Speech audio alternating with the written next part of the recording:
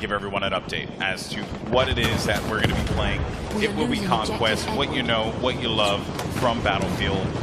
6 points up for grabs for those of you who may be new to the franchise. Look at that tank. Look at it. It's just incredible. Look. That is one of the heavy tanks that you're going to be seeing in play as well. Good shots, though, trying to lay down with that pistol. Is he going to take him? Grenade going out.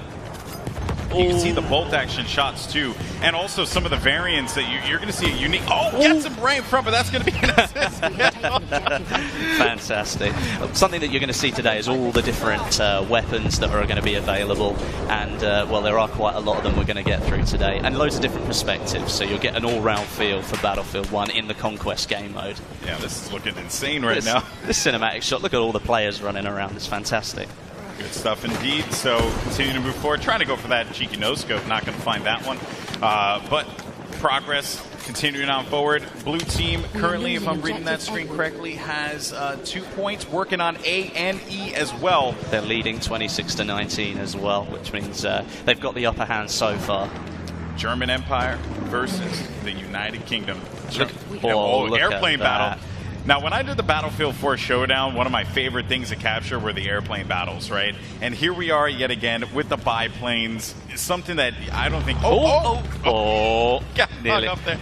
That would have been bad, man. That would have been bad. That would not have been good. And you could see, actually, that... Oh, no, don't go to the ground. Okay, well, he's out of there. Just taking a quick pit stop, that's all. Yeah, you know, just look at the scenery, though. Emergency landing. Everything going on around you. There's tanks on the ground, all the airplanes up in the sky. Now we have 24-36, and Monastery currently being capped here. Let's see what X Factor can do. Working with Major Nelson as well, and Richard Sherman, as well as one cheesy Mopo. Great name. Using the SMG. Oh, wait. Pulling up one of the mounted weapons. Yeah, the mounted weapons here, of course, if you're holding off on this flank here, you have to be very mindful too, because tanks can come in and just shred that wall. Yeah, right. If you think you're going to be able to maintain position there for a long time, as soon as they get wind that you're holding that spot, they can send a tank there and just absolutely destroy. And a couple things to note about the tank classes as well: it is an actual class that you select, and then you go into the game with the tank class, which has its own gun, its own tools, all these different items. You can pick up a tank from the battlefield as you would in other battlefields, but now with the tank class system, it is a class designated to vehicle drivers. Correct. So if you want to spawn in and make sure you are that tank driver, when you pop out of it, if you ever have to leave it for any reason, you will have your own loadout, which is something a little bit different that we haven't seen before. Keep in mind too, the red team has the lead here, and they have managed to get out of this one. Look at Jamie Foxx. He's really getting into it, isn't he? Yeah, he's going in. He's singing to the camera. Honestly, I'm sweating right now. It's the emotion. It's the emotion. Look at it. You saw his eyes. You saw the love in his eyes. You know, the love and the pain. Oh, man, goodness. So we got a lot of action going on, though, inside of the monastery here. Look at it. It's already fully destroyed. Yeah, it's fantastic. The scenery that's on offer. Oh, taken out. Nice stuff. So Celatrix's going to get that kill, or that drop there. Let's see what we have as we potentially switch perspectives. And you saw right there, as a matter of fact, too, that was the way that you spawn in. Yeah, I was hoping that we could have actually caught that view for a brief moment, because it is so cool how you spawn into the game. So in previous Battlefield titles, you had a 2D map that just showed you where everything was going on in the battlefield, right? Yep, correct. This time around, though, that map that was once 2D, that is the actual game itself. Like the match that is taking place, all the players move. You can see the explosions happening throughout the battlefield. It's all there. And then when you spawn in, you actually swoop into it. Good stop there. And again, trying to see what he's done. Doom 49. Yeah. So it will be Doom 49. Oh, can he take him? Oh, he got the assist. I mean, you were going back. Let's go back to the spawn screen. It gives you a feeling like where you're zooming in, you're a lot more aware of what's going on around you, because you can see the explosion, you can see that player moving. If an enemy's spotted up, then it gives you the chance to maybe switch where you might want to spawn, so you don't die as soon as you jump in. Yeah, it's a really just cool looking moment too when you just swoop into that site. But here we go, over to Matt's perspective here, as he's just going to going in with the SMG, nice close quarters weapon. That's right. Good using it to full effect. Multiple variants as well for that one that players are going to have the option to use here in this particular build. And I think that was an anti-tank grenade that he just picked up there. And check out Snoop Dogg. He's waiting to see if anyone's going to charge up on this trench here, trying to work with his teammates. Well, you can see the concentration. Look at all these players. They're all just looking out, going, right, well, I've got to really concentrate here. I've got to make sure that I'm in. That you can see Stone Mountain there just behind. He's making sure that, see, he's telling his players what to do. Getting the troops to fall in line, man. Getting the troops. And here we go. So this is the spawn system. You just swoop right into it and you go right into the vehicle, or wherever you decide to go. It is so cool. That was just awesome to see. I mean, that kind of mechanic. I mean, the spawn screen is one of the most valuable things you can look at because you can really help change the way the battle's moving. And if you can see all that information in front of you, it's so much more helpful. And there are a variety of items that you could use as well, gadgets that you'll see players use. I think we saw the anti-vehicle grenade just a little while ago. Back over to the spawn again. And moving in with Major Nelson here.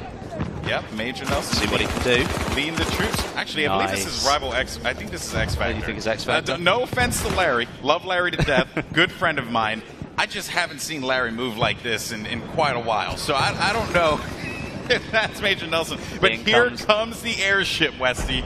This is the special bit. So what you've got is an extremely powerful piece of weaponry right here. Is it the British Army have got this one right now? Yeah, so because of that, the way it works essentially is that you want to look at it as when the team is down, it's that last-ditch opportunity, that last effort to be able to get back into the game. And the airship, if used properly, can cause a lot of damage. It is an incredible piece of weaponry, a behemoth, if you will. I mean, obviously, though, it's a huge target. As we can see, it's getting shot already. So it's not something that you're likely to miss in the sky, but all that power right there. If you were down and you needed to take a couple of flags back in Conquest, this could give you the power to do that. You can absolutely obliterate people with the guns that are on it. Infantry don't stand a chance. So it really is the last ditch, but you could turn things around. The plane just landed right in front of us. And good shot there. And look at Terry Crews throwing down on the PC. That's what's up, man. You know, just looking for that opportunity. I think he found someone in front of him and just, now he's just yelling. Yeah, well, I mean, again, it's the emotion. Raw emotion. On board with Snoop Dogg. He's in one of the tanks, I think. Or is it the armored car? I think it might be the tank. Yeah, I think that is the tank there. And over here, Stone Mountain's POV dealing with a lot of pressure. And Sea-Nanners coming out of nowhere, giving him the business. That's unfortunate. One thing we did see there was one of the new movement mechanics, the way that you can pull yourself up on top. You might have just seen it before the guy hit the floor. You can now pull yourself up onto cover that's a lot higher than you, so you can use the cover to your advantage, or you can drop down behind it, but then you can spring out in surprise as well. So there are different kinds of movement mechanics in the game that are new. As you had mentioned before, the high vault, as it's called. Yep. You know, in other Battlefield games, there may have been like a gate or like, stone fencing or something like that you couldn't quite get over. Now you can. It's just all one fluid motion. Look at the tank just running through everyone here. I don't even know who's in that tank, but he is looking to cause some damage. And here's a couple of interesting notes about the tank too. So you can actually target damage tanks this time around, right? Correct. So if I want to eliminate the treads, I can eliminate the treads. I can do the best I can to... Whoa, okay. That was interesting. But yeah, like you say, the damage is individual to certain parts, but it's not just these tanks that we've got here. There are different types of tanks in Battlefield 1. So you've got light tanks, medium tanks, and heavy tanks. Obviously, the name will tell you a little bit about what they do, but a light tank can only hold one player, so you could be very effective on your own. But if you want to sit down with some of your squad mates, you can move into a medium tank. That's got 3 seats in it. And if you really want to take your full squad in a tank and you want to go bowling around the battlefield and just causing absolute havoc, then you can use one of the heavy tanks. That's got 5 seats in it. Yeah, and another thing to note as well about just the tanks in general, they are tied to those specific classes, right? They contain a variety of weapons depending on the situation, but most importantly though, they contain a repair hammer, right? Which you can use to actually give yourself that, to keep you alive and keep the tank going. Also, another thing to note too, and I do want to talk about this, you can actually self-repair your tank. Yes, you can. So you can stay in the tank, but there's a trade-off, right? Like all things, there's a trade-off. You actually cannot get out of the tank. You can't move, you can't fire, you can't do anything. You're kind of a sitting duck. So while you can't repair, you can't do a lot of things. And by the way, he's parachuting out. Oh, this is it. This is what we were waiting for. Just raining destruction on his opponent here. Finds one in front of him. He's just going to land on this building. Here we go. Is he going to make it? Nice. Good stuff there. Takes him down. No, but that's one thing about the airship. If you do spawn in, you happen to be in one of the weapons, you want to get back into the action. Maybe you want to get a little bit closer to the enemy. You think you can do some damage. Well, you can just jump out, parachute down, and get straight back into the battle. And another thing, you see that bayonet there, right? The bayonet, if you're sprinting and then you hit a specific button, you can actually go a little bit faster. Not only is it a good escape mechanic, potentially, if you're in a bit of a sticky situation, but if you just charge right into someone, you're going to take them out. Here we go, folks. The airship has been destroyed, and it is going to drop another incredible factoid about this airship, guys. It doesn't matter where it, like, there's no, like, pre-programmed, like, this is where this is going to fall. No, it falls anywhere. All those buildings down there are going to be destroyed. Just watch this. Oh, it's my incredible. Goodness. This is crazy. No, why would you go there? That is insane. Not just that, but once it's hit the ground, its carcass stays there as well. So you have to battle it out, moving through all of this, like, metal that's just crashed into the ground. It's a ruin at that point. Obviously, we saw a little bit of first person, a little bit of third person there. But the first time I saw that, when I got to play this game, everybody just stood still and watched it. It was absolutely incredible to watch. Awesome stuff. And there you can see the remnants of what was there past the airship. It looks fantastic, doesn't it? And it also just creates a whole new, gameplay element too, right? Because now you got to bob and weave through this metal. Yeah, I mean, like, you could have, like, taken cover behind some of those buildings. That's not gonna be the case anymore. Plus, let's say that it does land on all those buildings. You've got that close quarters environment. Well, now you get to see players that are a little bit further away, so it changes up the game a little bit. Here we go, X Factor Gaming. Nice view of the town here, actually. This is a nice shot. So you can see all of these buildings here, I believe, can be destroyed. And there's Captain Sparkles in the tank there, getting a little reckless. Finds one in front of him there. That's going to be a good pickup. Looking for a second kill as well. He's going to get the second pick. Good job indeed from X Factor Gaming. Every time we've gone on a perspective with him, he has been a beast, just doing the dirty work, man. I expect nothing less from X Factor. If you've ever played with him or you've ever had the opportunity to see him play, he is just an extremely good Battlefield player. Oh, but just as we say that. Oh, well, it's the curse of the commentator, isn't it? it's your fault. And there you have it, folks. Congratulations. It was awesome. If I'm correct, I believe that was the German Empire who came out on top of that victory. Well, because obviously the British got the airship, but perhaps they couldn't quite use it to full effect. So the German Empire takes the first round, and that is going to be Stone Mountain's crew, if I'm correct. So awesome stuff. We're going to go into Game 2 in just a little bit. So we'll get that one kicked off as soon as possible. But keep in mind, this is a best of 3. Yeah, it definitely is. Anybody could win at this point. That's right. So will Team Neebs fight back? Will they get that victory? I'd like to think so. I mean, who'd want to see, like, the final game? It's just it's a face-off between the two teams. That would be cool to see. And the airship really did not help out the UK, the United Kingdom team all that much. It was effective, but as soon as that thing came crumbling down, that's it. You've lost it. Yeah, they held full control of that. It was overall pretty solid performance, though, from the German Empire squad. Team Stone Mountain 64. Yep. They claim game number 1. So it turns out all that trash talk on the internet, man. Well, they were just hiding the fact. They knew they could win. They knew they could win that. Maybe. Just turtling. Not letting people know. Keeping the the tactics secret for the time being. Anyway, well, we're going to get ready for Game 2 here, which will be starting up. I believe it's already up, so we're going to dive into this one. And another thing to note as well, we mentioned at the top of the show, we talked about the dynamic weather elements, right? And funny enough, in this particular map that we're checking out, which is St. Quentin Scar, you can start up with a beautiful sunny day. Like now. Just like now, right? Or you could start off with a cloudy day. Or it could be raining. Or it could be raining, and guess what? It can also happen mid-game too. It's awesome, isn't it? It's pretty sick. When you I hope it rains at some point, because I want you guys to see the effects of each raindrop landing on the just landing on the gun. It's incredible, man. It is incredible. Well, I mean, you can see the environment here. So right now on a sunny day, you can see pretty much everything that's going on. But you can imagine what's going to happen when it starts to rain. You can't see things that are a little bit too far away. So maybe you, with that sniper rifle, trying to take people out 100 yards, 200 yards away, that might not be able to happen anymore. Unless you're a skilled player, then maybe you're just godly with a sniper rifle. But look at this player here. Only in Battlefield, man. Well, he was just getting... Is he done? I think he probably It looked like he was getting rocked just a little bit. Look, vehicle disabled. You take him down. Wow. Vehicle destroyed. What a use there. That was fantastic. That was some great shots there, and that was the field gun. And that thing is just brutal. And another gun that I actually haven't had a chance to even try out for myself, too. It's one of the LMGs. Yeah, this is one of the LMGs. Look at that side-loading magazine there. That's a little bit different. This is one of the things about weaponry back then. I mean, each army had their own way of doing things, and there wasn't one set way. So you can see it in the tanks. You can see the German tank is very different to the British tank, and that's exactly the same with the weaponry. I mean, they may have thought this might be a good idea.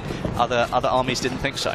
Yeah, what's really cool is that it's a balance of the testing of what we saw in World War I, the weaponry that we saw being tested in that time period, as well as what was actually used, Correct. So there's a lot of cool, different kind of gameplay elements there, all in the interest, most importantly, of fun gameplay, right? Which this game certainly is. And look at that stare. The death stare right into the He's camera. intent on winning the Team Neebs this time.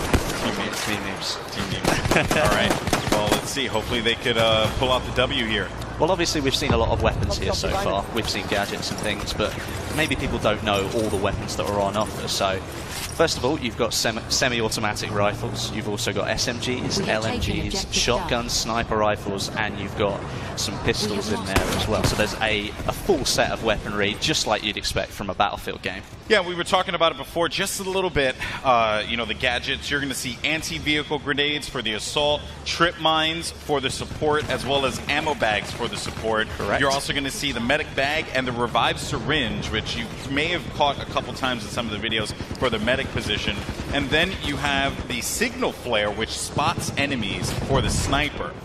That's quite exciting stuff. And then the rocket gun for the assault. Now, we haven't seen rocket gun be used just yet, but essentially what it is, it's exactly as it sounds. Yeah, it really is. It's a rocket gun, but in order for you to fire it, you have to go prone. Or you can set it up behind cover, and then you can use it as a resting point, and then you fire it.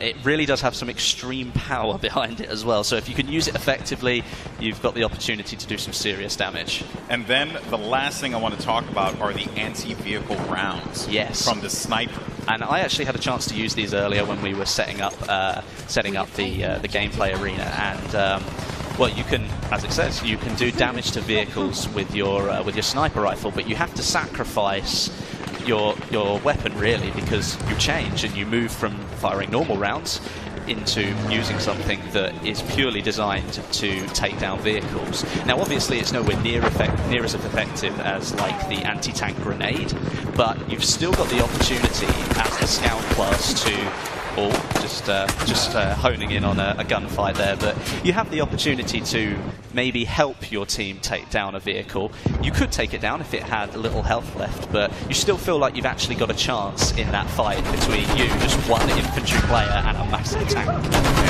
And I have to say, man, X-Factor has been so impressive. He's been a one-man army, going for the tanks, going for the close-range gameplay, even playing some range. And just look at the way that he is absolutely lighting up the other team. They are approaching him from all angles, and he is holding it down. I believe this is his teammate as well. No, that was not. It was evidenced by that there. So that was Doom49 coming in hot with that pick. Good stuff by Doom there. Yeah, definitely. I mean, look at all the concentration here. All of it going straight into the game. Every one of them intent on getting the points that they want, trying to capture those objectives. Yeah, and also I just want to highlight something too. So you guys may have noticed that you see a couple doors, scattered about. And here's the good news: there's this really cool and a good revive there. Nice. Fantastic. Good Nice to work, see. good work. That was going to be Matt there with that revive. So I just want to note one of the coolest things that they added in Battlefield 1 is the charge through a door. So you close the door, you think to yourself, man, I have security. I feel good, Westy. I'm protected. No, you are not protected, my friend, because I can charge right through that door and say, here's Johnny. It's awesome. I love it. You don't have to stop at the door anymore, which is actually a limitation of some of the older games where you had to wait for the pop-up to come up, and then you could open the door again. You could, of course, blow the door off and then not have that option, but now you've got literally just charge straight through it, full speed, and you don't have to slow down, and the enemy doesn't have that chance to get away anymore. Great shots there. A little bit of a bombing run. Ooh, nice. Not bad, not bad. And again, you know, they have so many great players here, from guys who come from the Battlefield community, popular content creators, and of course, our celebrities that are here playing today. So you're seeing just a diverse mix of skill here, but what's really cool and always impresses me is air gameplay, man, because I can't control a plane to save my life. It is like the saddest thing. Someone watched my stream. I remember one time I hopped into a jet, and then the jet blew up the second I got inside of the jet. I don't even know what I did. I have no idea. I did it. I said I committed. You know, I took myself up. Wesley, please. I don't know what to do here, man. Well, looking at this, I mean, we were looking actually at a semi-automatic rifle there, and you have to load every single bullet. So, you know, you've got to be really careful. If an enemy's sort of hanging around, maybe you don't want to fully load all of those bullets, and maybe you want to switch to your sidearm. Might be a little bit more helpful in that situation. Yeah, and the sidearms, too, they have a lot of kick to them as well. Definitely. You know, in previous Battlefields, I would be able to whip out the sidearm and get some reasonable shots at a distance. This time around, though, not the same thing. That gun has a lot of kick to it, as do a lot of the weapons in this game. You know, they have a lot of kick. You know, a lot of different bullet drop as well as drag. There's just a lot of different gameplay mechanics at play here. And also, you had mentioned before, or you alluded to it, Wesley. You pointed to me, the airship has arrived. Yeah, it's coming back in again, so we might get a shot of that in a minute. And actually, what we should do is maybe just go into a little bit more about the airship and maybe see if we can show some of the power that it possesses, because it was good to see like people firing off some of those shots, showing what damage it does on the ground. Be interesting to see. Feels bad, man. No, he's typing it. Here it comes. Bad, man. Here it comes. It's great. And one thing that I think we will mention about this airship is that it is fully controllable by the player. Now, in the past, you might have noticed some of the bigger objects in Battlefield games, but this one is fully controllable by the player. So all that power, you can take it wherever you like.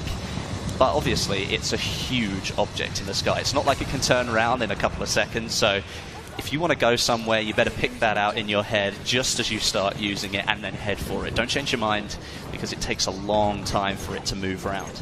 And you could obviously get taken down by that point and not be as effective. Also, I want to note too, you saw when he picked up the, you picked up that mounted machine gun there. Yeah. Visibility, right? A lot of these weapons, even when you talk about the airship, right, and like what it's able to do, what it's not able to do, it's still a behemoth, right? But, at that time, right, visibility was very limited. It was all about protecting yourself. So you'd see like shielding like all over the place. Yeah. Even like some of the armor that you would see back then, because they actually wore full armor in World War I. Yep. It was insane, right? Especially with the weaponry that was at play at the time. But it was like just the concept of running around with just full-blown armor.